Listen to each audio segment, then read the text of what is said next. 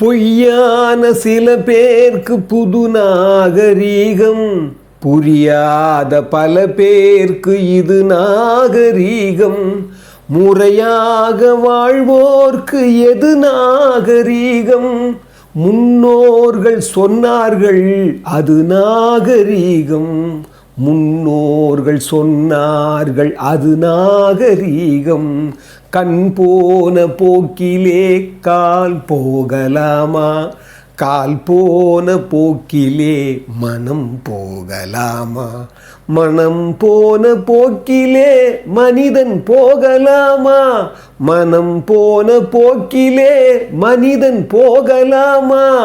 மனிதன் போன பாதையை மறந்து போகலாமா? அற்புதமானவர்களே, அற்புதமான திரு எம்ஜிஆருங்கிற ஒரு பெர்ஃபெக்ட் மேன், அந்த முழு மனிதனுடைய வாழ்வியலை ஒற்றி தான் நாம் நிறைய பதிவில் விட்டுட்டுருக்குறோம்.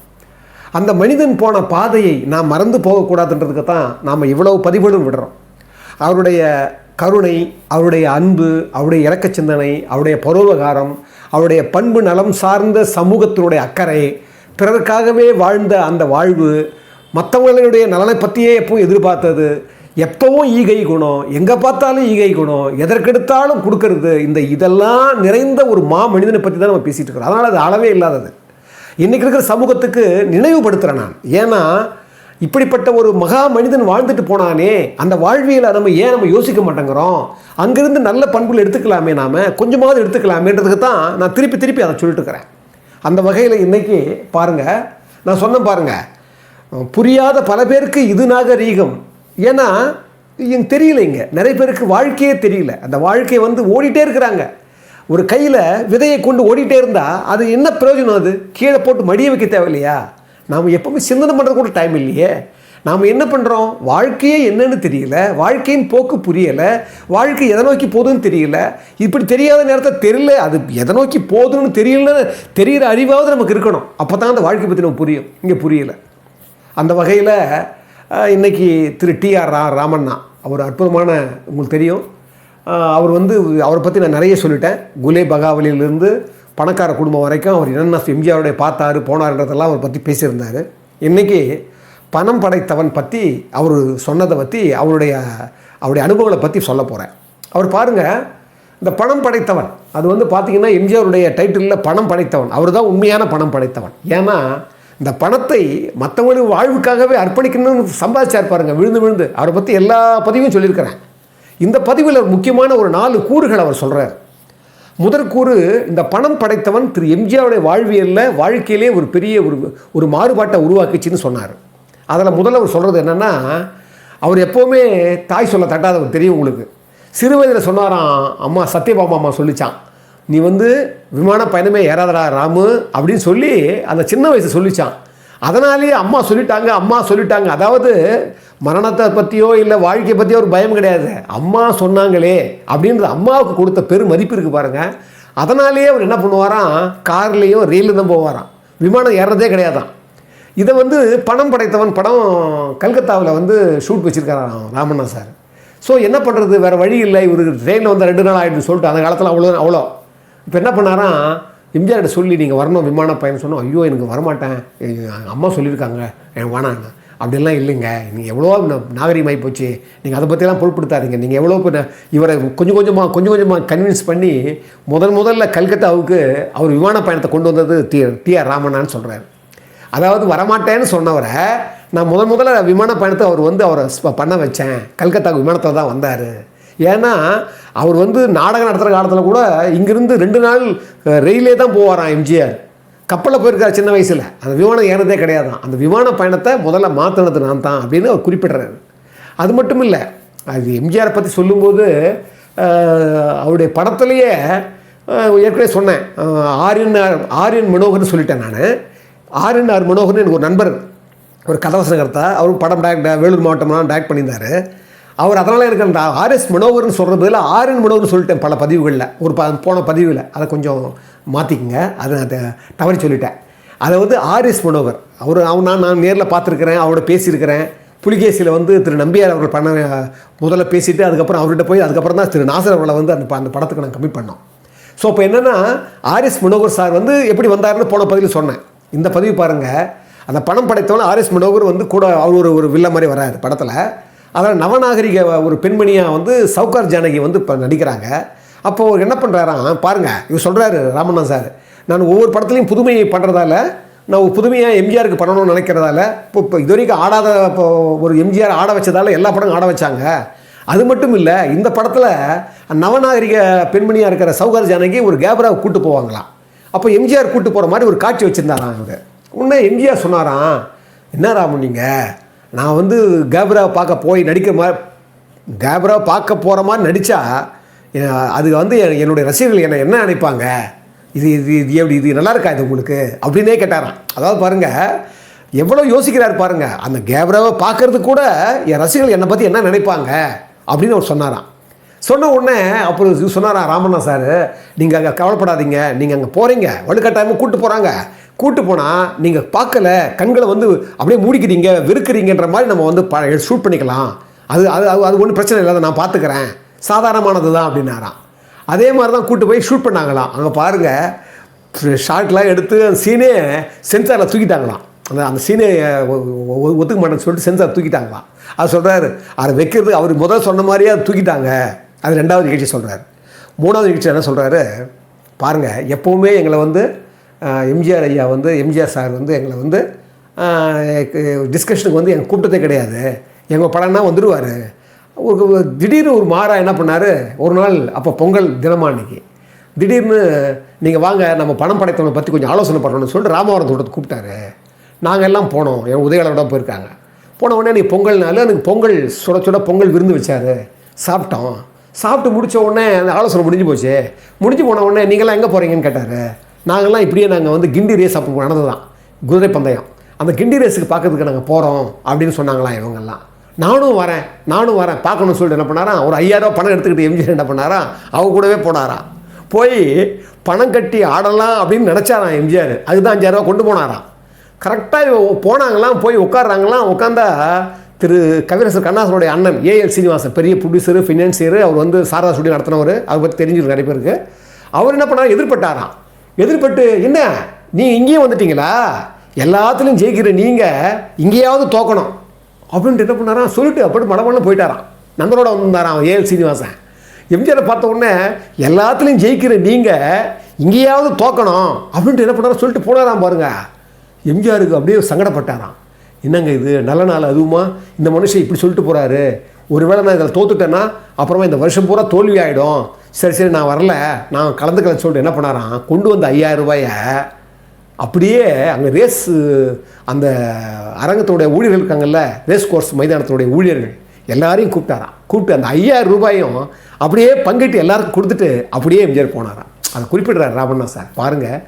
அப்போ கூட அந்த பணத்தை திருப்பி எடுத்து போல, ஏற்கனவே கூட சொன்னேன், பணக்கார குடும்பத்தில் கூட எப்போவுமே கொண்டு வருவாராம். போகும்போது காடி பெட்டியாக தான் கொண்டு போவாராம். எங்கேயாவது யாராவது ஒருத்தர் கொடுத்து தான் ஒரு எம்ஜிஆர் போவாராம். அதைத்தான் நான் அடிக்கடி சொல்லுவேன். நன்றியில் செல்வம்னு 101வது அதிகாரம் வைப்பார் ஐயா திருக்குறளில். 101வது அதிகாரம் நன்றியில் செல்வம்னா நன்மை தராத செல்வம். நன்றி இல்லை அப்படின்னா 2 அர்த்தம். நன்றி இல்லைன்னா அது நன்றி இல்லாத செல்வம், கொடுத்தா தான் நன்றி வரும், நன்மை வரும். நன்றியில் செல்வம் சொல்கிற போது நன்மை தராத செல்வம்னே அதுக்கு அர்த்தம். அதை சொல்லுவார். 2வது குறளில் சொல்லுவார், பொருளானாம் எல்லாம் என்று ஈயாது. நல்லா கவனிங்க, பொருளால் தான் நம்ம எல்லாமே இருக்குது அப்படின்னு நானே வச்சுக்கிட்டு யாருக்குமே கொடுக்காது இவரும், அதாவது கஞ்சத்தனம், இறுகி போய் வச்சுக்கிறது, நம்மளே எல்லாத்தையும் நம்மளே பற்றி வச்சுக்கிறது. பொருளானாம் எல்லாம் என்று ஈயாது இவரும் மருளானாம் மானா பிறப்புன்னுவார். அதாவது ஒரு இழிந்த பிறப்பு, சிறப்பே கொடுக்காத ஒரு இழிந்த பிறப்பு எப்போ உங்களுக்கு வரும்னா நாமளே வச்சுக்கணும் நினைக்கிற மாதிரி செல்வம், அதுதான் ஒரு இழிந்த பிறப்பு அப்படின்னு ஐயா வள்ளுவர் தெய்வம். அந்த மாதிரி எம்ஜிஆர் பாருங்கள், பணத்தை எடுத்தால் பணத்தை கொண்டு போனால் யாருக்கு கொடுக்கணும், எங்கே கொடுக்கணும், எங்கே வாய்ப்பு கிடைக்கணும், சந்தர்ப்பம் கிடைக்கணும், இப்படியே பண்ணுவார் அவர். அது சொல்கிறார், எல்லாத்தையும் அப்படியே கொடுத்துட்டு போயிட்டார். பணக்கார குடும்பத்துலேயும் அதே மாதிரி தான். எண்ணூர் பக்கத்தில் ஒரு ஸ்கூல் பண்ணும்போது சொல்லியிருக்கேன், அந்த நிகழ்ச்சி சொல்லியிருக்கேன். இது 2வது. 3வது நிகழ்ச்சி ஆச்சா. 4வது விஷயம் சொல்கிறார். கல்கட்டாவில் ஷூட்டிங் நடக்குது. அந்த கல்கட்டா ஷூட்டிங் நடக்கும்போது இவங்க ஷூட்டிங் நடத்திட்டு இருக்கிறாங்க. அப்போ திடீர்னு அங்கே தமிழ்ச்சங்கத்தை சேர்ந்தவங்க என்ன பண்ணுறாங்க, எம்ஜிஆர் அவங்களுடைய நிகழ்ச்சிக்கு கூப்பிட்றாங்க. ஒரு சிறப்பு விருதுனா வரணும், சிறப்பு நடத்துகிறோன்னு உடனே பாருங்கள் எம்ஜிஆர், இந்த பாருங்கள், நான் வந்து இந்த டைரக்டருடைய படத்துக்கு வந்திருக்கிறேன், அவர் தான் ப்ரொடியூசர், அவர்கிட்ட நீங்கள் கேளுங்க, முறைப்படி கேட்டால் தான். அது மட்டும் இல்லை, அவங்ககிட்ட அவங்களையும் கூப்பிடுங்க, அவங்களும் வந்திருக்கிறாங்க, அவங்களையும் நீங்கள் கேட்டால் தான் வர முடியும் அப்படின்னாராம்.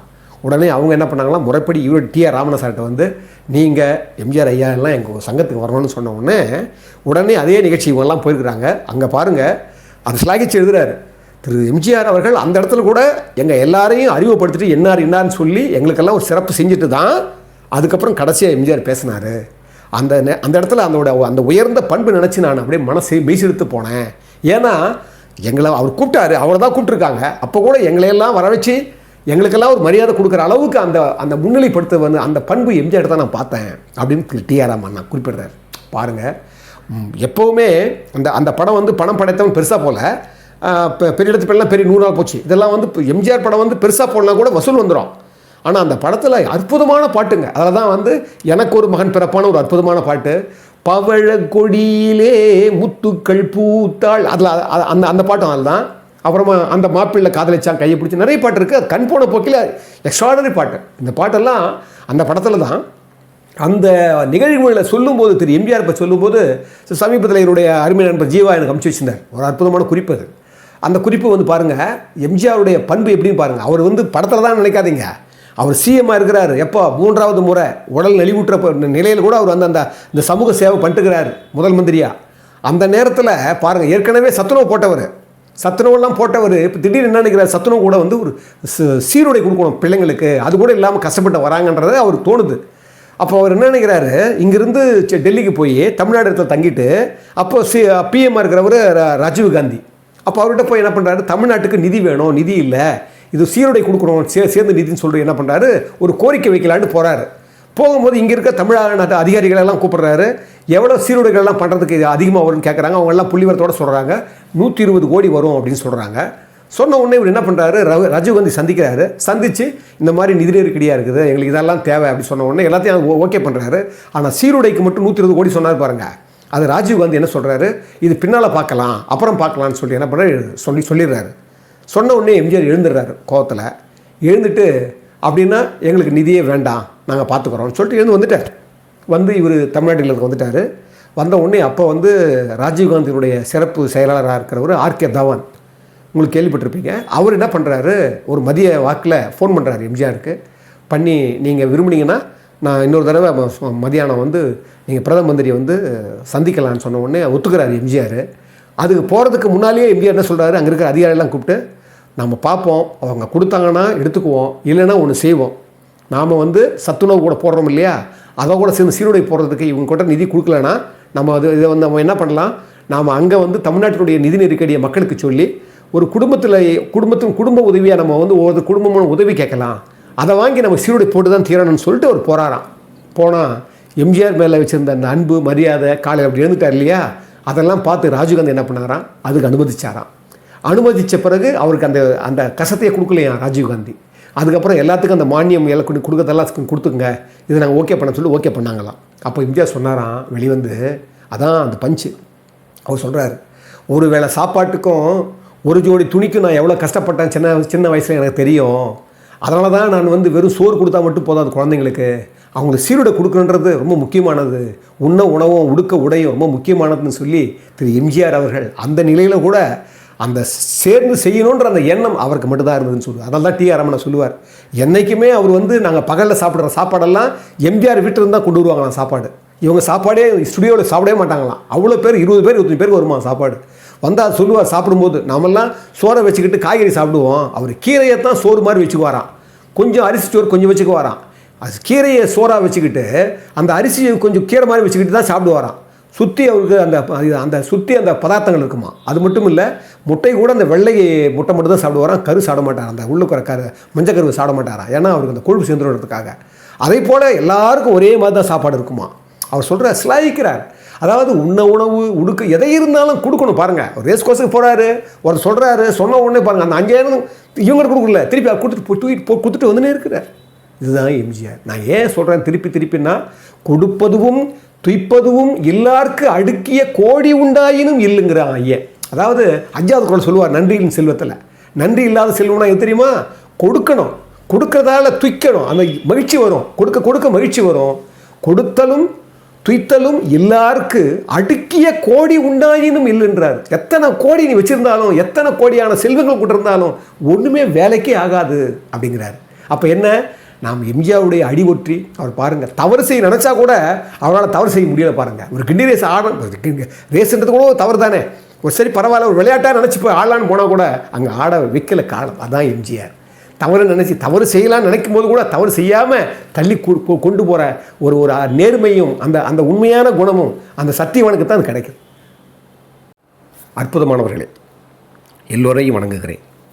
இந்த அற்புதமான இந்த தமிழ் டீனுடைய சேனலில் பண்பு சார்ந்த, நயம் சார்ந்த, உண்மை சார்ந்த, சத்தியம் சார்ந்த பதிவுகளை தான் நம்ம பகிர்ந்துக்கிட்டு இருக்கிறோம். இந்த சேனலுக்கு ஒரு வளர்ச்சிக்கு நிறைவுடையவர்கள், நிலை உடையவர்கள் கொடுக்கணுன்ற எண்ணம் உங்கள் இதயத்தில் அரும்பிச்சுன்னா நிச்சயமாக இதை உதவணும்னு நான் வேண்டிக்கிறேன். ஏன்னா நான் ஏற்கனவே சொன்னது போல் நல்லதை பெருக்குவதற்கு தான் எங்கள் ஆட்கள் ரொம்ப கம்மி. ஆனால் வேறு வழியும் இல்லை. எங்களுடைய அடுத்தடுத்த ஒரு நிலைக்கு நாங்கள் கொண்டு போகிறதுக்கு இந்த சேனல் மூலமாக இந்த உலகத்தில் திரு எம்ஜிஆர் அவர்கள் மட்டும் இல்லை, அறம் எங்கெல்லாம் இருக்குது அந்த அறத்தை தேடி தேடி தேடி தேடி நாங்கள் இது பதிவிடம் தான் துடிக்கிறோம். எனவே இதயம் உள்ளவர்கள், இரக்க சிந்தனை உள்ளவர்கள், அந்த நிலை உடையவர்கள் நிச்சயமாக உதவணும்னு சொல்லி வேண்டி கேட்டுக்கொள்கிறேன்.